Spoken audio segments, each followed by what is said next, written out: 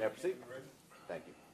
Sir, can I tell the court your full name and occupation? Yes, my name is Lance Sullivan. I'm a sergeant with the Detroit Police Department Homicide Section. And what's your relationship to the case that's before the court today? I am the officer in charge of the case. Okay. And we'll kind of limit our inquiry today into your conversations with Mr. Soto. I want to direct your attention to March the 10th of 2016. Did you speak with Mr. Soto that evening or early morning of the following day? Yes, sir, I did. Okay. Would that be after Detective McIntyre spoke with Mr. Soto? Yes. Had you ever interviewed Mr. Soto before in relation to this case? Yes, sir, I did. And when did that take place? That would have been February 2nd, 2016. And where was that interview conducted at? That was in Detroit Police Public Safety, 5th floor. What prompted that interview? Why did that happen back in February? Well, a local news media released some information that Mr. Soto was arrested, and they named him as a person of interest in this case, in the homicide case. So the purpose of that interview was to basically build rapport with him. And at that time, was Mr. Soto arrested on this case? No, it was not. Following the February 2nd interview, did you have any further contact or conversations with Mr. Soto? Yes, on March 10th. March 10th, gotcha. On March 10th, how did it come to occur that after talking to Detective McIntyre, Mr. Soto also wound up talking to you? I was monitoring part of the interview with Detective McIntyre and Mr. Soto. I felt that I had rapport with him by talking to him previously, and that I think it would have helped the conversation along if I would have injected into it. And did you do that? Yes, sir, I did. At some point in time, does Mr. Soto leave from police headquarters over on 3rd Avenue? Yes. Okay. Why does that happen? How does that happen? The interview was completed, and he was taken back to the Wayne County Jail for housing. What happens then? The warrant was presented to the Wayne County Prosecutor's Office. But after speaking to Detective McIntyre, did Mr. Soto want to talk to you? Yes, he did. And did you talk to him? Yes, I did. Was this conducted in one of those interview rooms down at headquarters? Yes, everything was audio, video recorded. Okay. And this is after Detective McIntyre has written down his statement, correct? Yes. Okay. Is it the same interview room? Yes, it is. Okay. Did Mr. Soto agree to talk to you? Yes, he did. And did he, in fact, answer some questions about what happened at Mr. Madrigal's house? Yes, sir. Did you reduce a portion of the questions that you asked into writing? Yes, I did. And did you record the answers that Mr. Soto gave to those questions? Yes, sir, I did. Taking a look at proposed exhibit number 7, do you recognize that? Yes, sir. We move to admit that this time, and again, had Mr. Soto already been advised of his rights by Detective McIntyre? Yes, he has. And he agreed to speak to you? Yes. I move to admit proposed exhibit number 7 through this witness. No objection. Can you please read for us the questions that you asked and the answers you received from Mr. Soto? Yes. Question. Sir, is it true Detective McIntyre went over your constitutional rights with you? Excuse me. Answer, yes. Question. Is it true you agreed to speak with us, Detective McIntyre and myself? Answer, yes. Wait, I'm assuming that my objection from the previous hearing is continuing, that nothing Mr. Soto says in this interrogation with Sergeant Sullivan can be used against Mr. Rasnick. That's understood. Okay, thank you, Judge. Thank you, Your Honor. Continue, please. Question. Please tell me about the death of David Madrigal. Answer. Sometime before Christmas, Dave called Nikki. He said to come over to his house. It was around 11 a.m. Me, Nikki, Devin, Nikki's son, and Chris Rasnick went to Dave's. We got over there, and he was buzzed. We drank beer and a couple shots. When we first got there,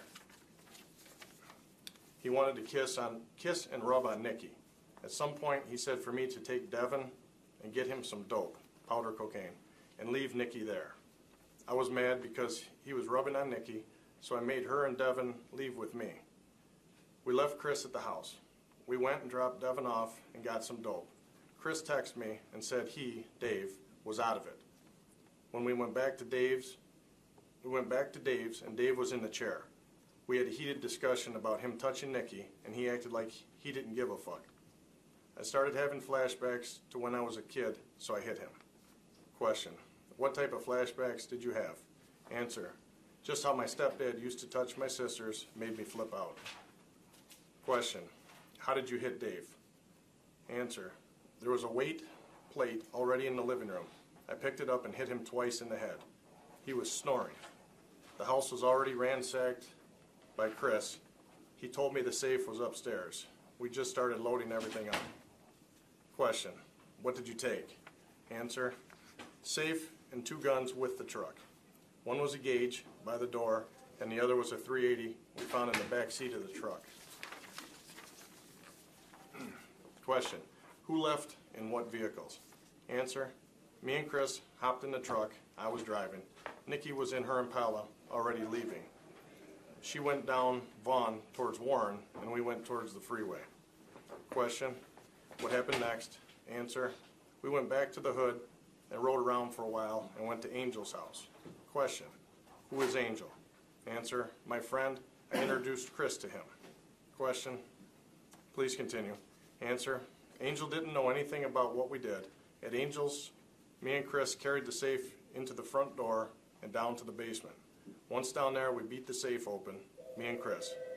Me and Chris split the money from the safe. There was a total of $1,500. Question: where did you go after that? Answer: we went and grabbed some weed and drove around. He, Chris, was getting tripped on by his girl, so I dropped him off. Question: who was driving around? Answer: me, Nikki, Brianna, and Chris. That was when we threw the bag from the truck. I put my beer can in it first, and Brianna threw it because I asked her to. I had dropped Chris off, and then dropped Nikki and Brianna off. I drove for a while, and then called Nikki and told her to meet me at Green gas station. Continuing, Nikki and Brianna met me. They were in Michelle's, Nikki's mom, white van. They followed me to the other side of Michigan. I poured gas on the truck and used a lighter to light it. I ran to the van and jumped in the driver's side slider and made Nikki drive off. We went back to Michelle's and I got the Impala. Question: did you go anywhere that evening? Answer: yes. To the Best Western down on 75. Question: did you see any jewelry or a Judge handgun at Dave's house? Answer: no. Question: is it true I read this statement to you? Answer: yes. Question: is that the truth? Answer: yes. Question: is there anything you wish to change? Answer: no. Question: is there anything else? Answer: to the family, I'm sorry for what I did. The flashbacks made me snap. Now, Texon, did you also go to the scene the night that Mr. Madrigal was found in his home? Yes, sir, I did. Okay. Were there any of those flat disc weights in the home? Yes, there were. Were there any of them in the living room by where Mr. Madrigal was? I don't recall seeing flat disc weights in that room. What room were the flat disc weights in? They would have been on the first floor in the back room. There's actually a weight room set up.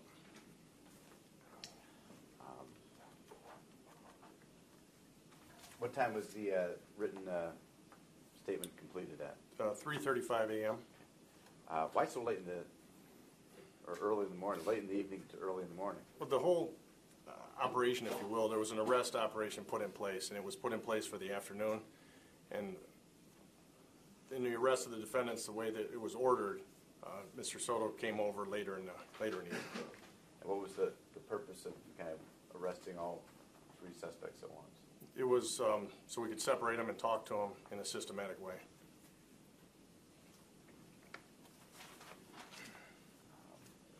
And this interview, was it also audio and video recorded? Yes, sir, the whole thing. Just can you explain the procedure when you do one of these interviews? At what point do you write stuff down?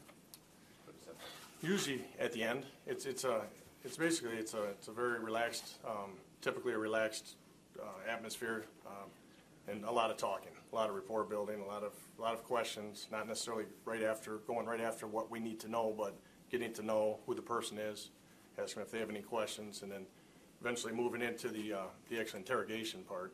And then once it's determined or set that the correct answers are, or what we believe to be the correct answers are there, then we ultimately ask him if he wanted to write a statement in this case, and then reduce it to writing. Very good.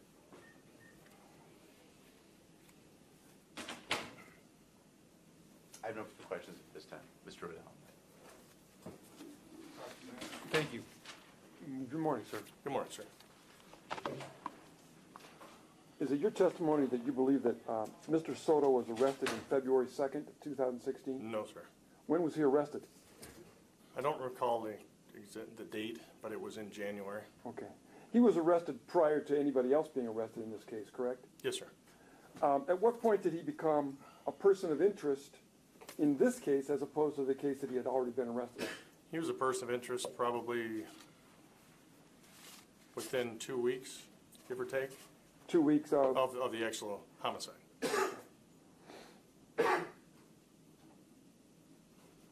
How much time passed between the end of Mr. Officer McIntyre's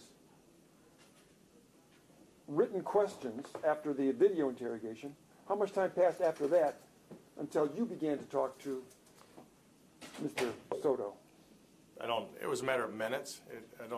Maybe upwards of maybe 15 minutes, 10 minutes tops. And during that time, where is Mr. Soto? He was being, in the process of being transported to the back to the Wayne County Jail. And what caused that process to stop? Mr. Soto advised the officer he was with that he wished to talk to me. And you were there because you were watching the interrogation? At which point? I'm sorry, you were there that night during the McIntyre-Soto interrogation. You were there in the room, or you there just watching? No, I was talking to Miss O'Neill. I was viewing part of that interview, and then at one point during the interview with Detective McIntyre, I entered the room. Okay.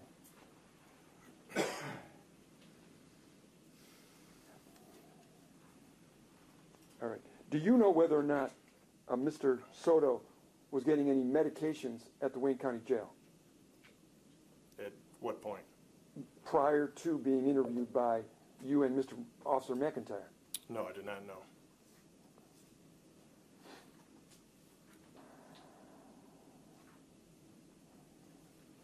Had you already interrogated anybody else relative to this case? Yes. Who had you interviewed? Miss O'Neill. Miss O'Neill? Yes. And Mr. Raznick? No, I did not talk to Mr. Resnick. Had you made any promises to Mr. Soto regarding this case? No, sir. Had you conveyed any threats? By that I mean telling him generally what he's looking at, making him know the consequences. I don't know if I'd call that or try to perceive that as a threat by telling him what the possible consequences were, but I don't know for sure, but usually I do bring up what the possible consequences are in the crime. So. And it's your statement, and I just want to make sure I get this straight, that Mr. Soto was on his way back to either the Detroit Detention Center or Wayne County Jail, and he's the one who made it known to someone that he wanted to talk to you? Yes. If I may, in fact, he made it to the parking structure and then advised an officer that he wanted to talk to me. So when the officer brought Mr. Soto back into the audio-video recorded room, I went over that with him. Is it true you wanted to talk to me? You wanted to, and he agreed yes. Okay. Judge, just can I have a moment with my client? Thank you.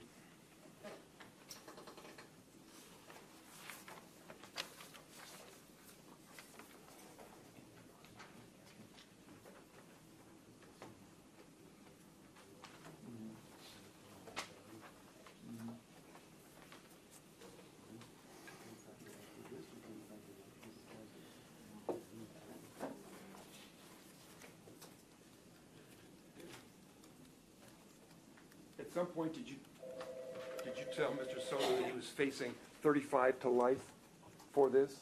I don't recall. I don't think I would have said 35 to life. I don't even know how you could come up with that number. Right. So Okay. I don't recall saying that. You don't? All right. Thank you very much. No further questions. I have a couple questions. Okay. Sergeant Sullivan, you've described the interrogation method as a relaxed atmosphere. Is that correct? As far as how I perceive, Okay, yes. that's how you do it, right? Yes, ma'am. You would agree with me that other officers have a different tactic during an interrogation than the relaxed atmosphere that you use. Is that correct? Yes, ma'am. Okay, nothing further.